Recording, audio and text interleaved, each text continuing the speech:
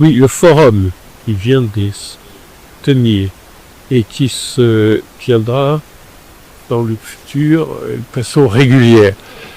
Il est organisé par le Conseil économique et social qui a pris un rôle nouveau, celui de traiter des sujets sociaux fondamentaux des populations.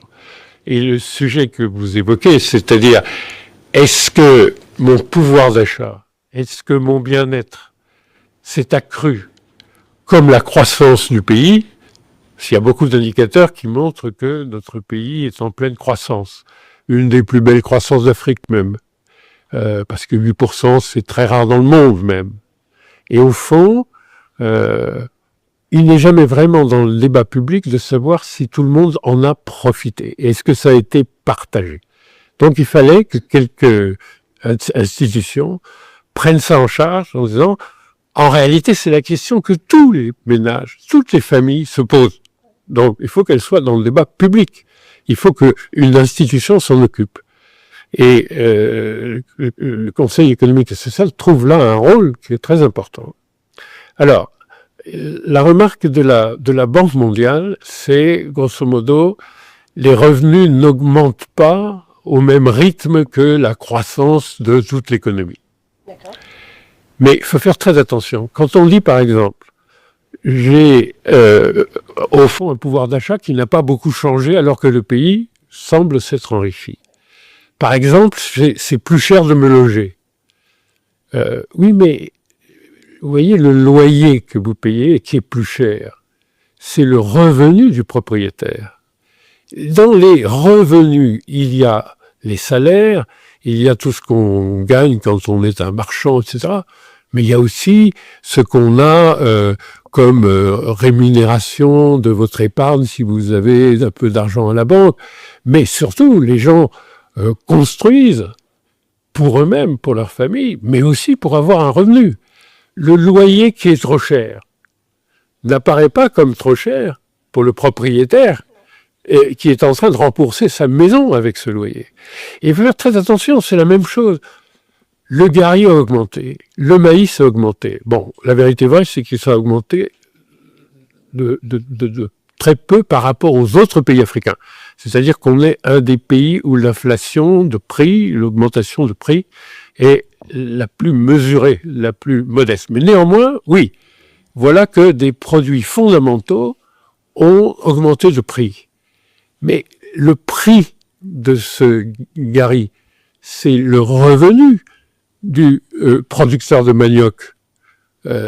Si on veut de la qualité, on va le chercher, comme dirait le président du Conseil économique social à Savalou. Mais en attendant, c'est évident que c'est le revenu des agriculteurs.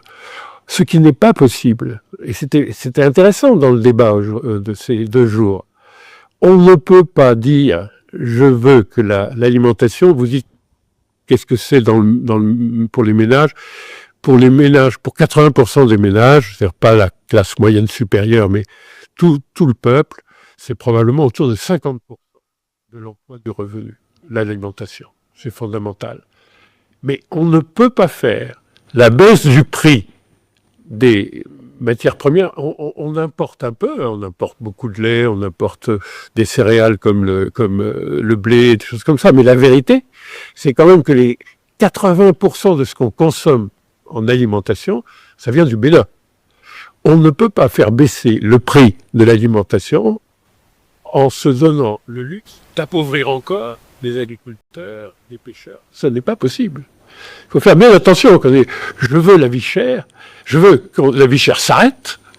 Oui, mais il ne faut pas que ça veuille dire que ça sera plus dur dans les campagnes, plus dur pour les pêcheurs, etc. On dit « c'est terrible », c'est vrai, le poisson a augmenté dans les 2 dernières années de quelque chose comme un peu plus de 10%. Mais vous allez prendre ça sur le revenu des pêcheurs, qui sont parmi les moins, vous voyez, en termes de revenus, ceux qui ont vraiment une condition, un travail difficile et une rémunération qui n'est pas élevée.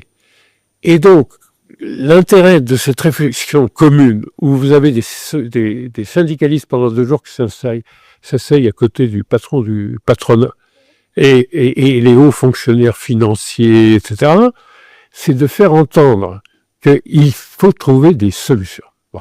Et c'est ça qui est intéressant. Et il y a une solution. Si le Bénin continue sur sa trajectoire de bonne gestion, d'efficacité, de digitalisation, de numérisation qui permet toute une modernité, si on reste sur cette trajectoire, alors on va pouvoir augmenter la productivité, c'est-à-dire le rendement de chaque hectare de notre pays, avec des semences sélectionnées, avec un peu plus de mécanisation, avec un peu de maîtrise de l'eau. Car il y a quand même une formule magique, c'est-à-dire on peut faire baisser les prix, notamment de l'alimentation. Vous avez dans les pays, si vous voulez, émergents, le budget alimentaire des familles, c'est plutôt 25% que 50%. Bon, ça libérerait beaucoup de revenus pour faire autre chose, améliorer la santé, améliorer l'éducation qui est quand même relativement chère, etc. Donc, il faut absolument, en effet, faire baisser les prix à la condition d'avoir augmenté le rendement. Je vous dis, je prends souvent l'exemple du manioc, d'abord parce que c'est la calorie la moins chère et dans la nutrition du Bénin comme du Nigeria, parce qu'on est un des plus grands bassins de manioc du monde, c'est vraiment fondamental. Aujourd'hui, on fait 8 tonnes à l'hectare. On sait faire avec le même agriculteur, avec le même sol, avec un petit peu plus d'engrais organiques et un peu plus d'eau, ça c'est vrai, on sait faire 35 tonnes. Pour l'instant, on sait faire ça à Songhai, on sait faire ça dans des stations expérimentales. C'est pas très difficile en réalité, mais il faut le financer, d'arriver à faire que ce soit la condition petit à petit, sur quelques années, de tous nos agriculteurs spécialisés dans le manioc. Et ce que je dis du manioc, c'est vrai du maïs, du soja, du niébé, etc. Parce que quand vous avez passé à ce niveau de rendement, à ce moment-là, le revenu de l'agriculteur est beaucoup plus important. Il peut commencer à acheter un peu plus de terre, parce qu'aujourd'hui, la ferme moyenne, c'est 2 hectares. C'est très difficile de faire vivre une famille décemment avec 2 hectares. Pour vivre décemment, il faut qu'on passe à 10 hectares. Bon, pour ça, il faut pouvoir les acheter. Pour ça, il faut avoir augmenté le revenu. Et on peut consacrer une partie de cette productivité, donc de ce passage de 8 tonnes à 35, à faire baisser les prix. Parce que ça ne fait plus baisser votre revenu. Et si vous voulez, c'était un peu une réflexion collective autour de ça. Nous avons des solutions. Et d'ailleurs, si on n'avait pas les solutions, on ne ferait pas 8% de croissance déjà. Mais on va faire longtemps de la forte croissance parce qu'on va mettre en œuvre ce genre de choses. Donc, le panier de la ménagère, il peut être très différent, beaucoup plus varié sur des sujets fondamentaux comme la santé, l'éducation, les loisirs, etc. Avec une alimentation et un logement, parce qu'il y a une problématique assez proche aussi sur le logement, où on arrive par l'efficacité, qu'on arrive à faire baisser les prix sans que celui qui produit, et qui est malheureusement pas parmi les plus riches, sans qu'il lui-même, il s'appauvrisse. Et je pense qu'on a trouvé un chemin là, et que le Conseil économique et social, en mettant tout le monde autour de la table, des universitaires, des syndicalistes, des patrons, des hauts fonctionnaires, et puis quelque chose qui m'a beaucoup intéressé, des représentants des consommateurs, qui disent voilà ce que je pense de ce que je trouve au marché, et voilà ce que je pense sur la qualité, etc. C'est-à-dire des gens qu'on n'entend jamais parler de ça. Sauf qu'on en parle dans tous les foyers, tous les jours. Donc, à un moment donné, il y a une institution qui comprend ce qui est la vraie préoccupation de nos concitoyens. Donc moi, j'ai trouvé ça formidable d'y rester pendant 2 ans. Merci.